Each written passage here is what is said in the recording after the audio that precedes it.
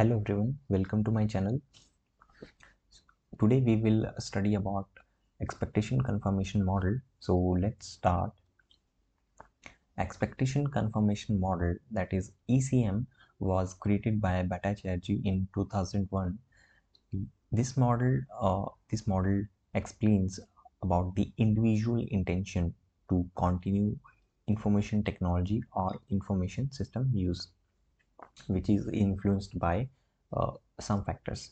So ये model हमें ये एक्सप्लेन करता है कि एक इंडिविजुअल की जो कॉन्टिन्यूस इंटेंशन है टूवर्ड्स इंफॉर्मेशन टेक्नोलॉजी और information system usage is affected by some variables.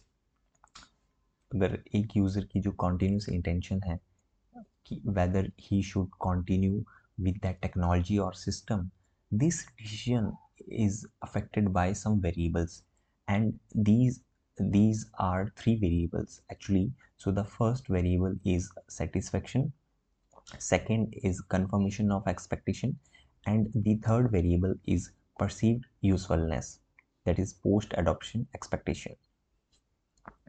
सो अब हम इस मॉडल की हेल्प से इस थ्योरी को समझने की कोशिश करते हैं.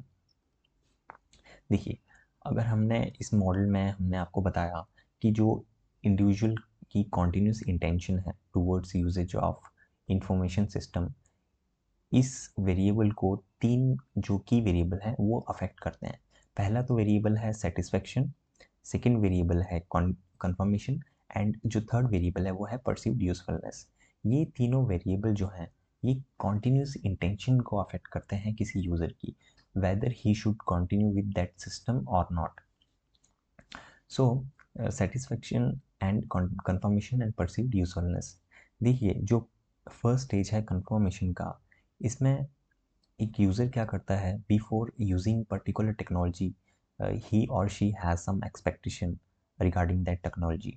सो अगर जब भी वो एक्सपेक्टेशन पहले तो फुलफिल होंगी, मतलब वो कंफर्म होंगी, फिर अगर वो कंफर्म होंगी पॉजिटिव वे में तो वो सेटिस्फेक्शन को लीड करेगा और परसीव्ड यूजफुलनेस को भी लीड करेगा.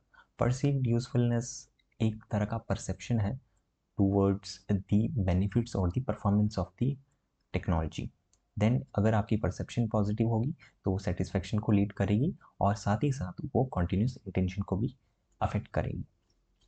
Now let's understand this theory with the help of an example.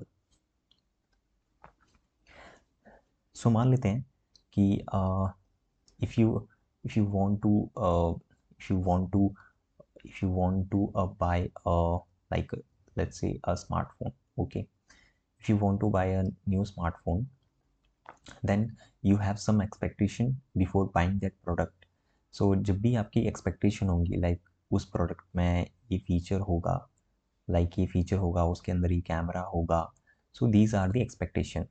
और जब भी जब वो प्रोडक्ट आपके पास डिलीवर हो जाएगा तो आप उन एक्सपेक्टेशन को कंफर्म करोगे.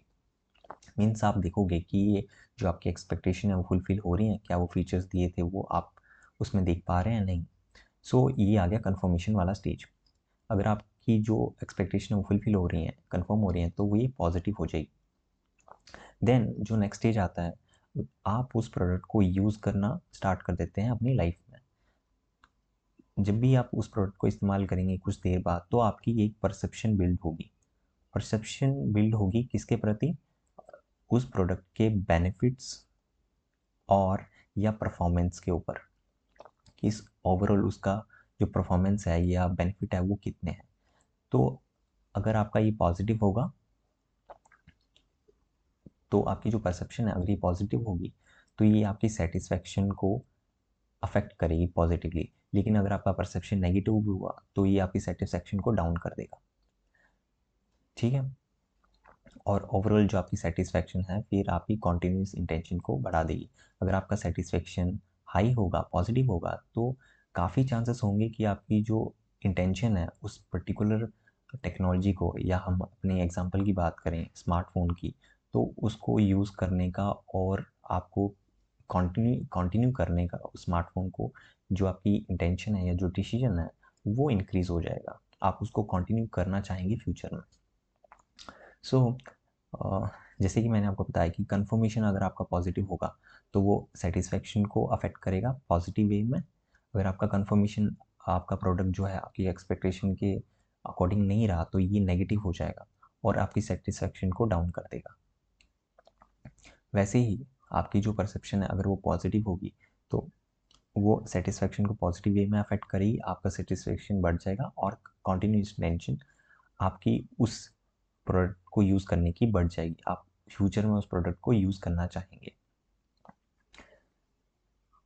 सो ये था पूरा जो explanation about expectation confirmation model. I hope you understood this theory well. So, and these are the references that I have used for this to explain this theory. So if you like this video or if you find this video helpful, then you can like and share this video. Thanks for watching.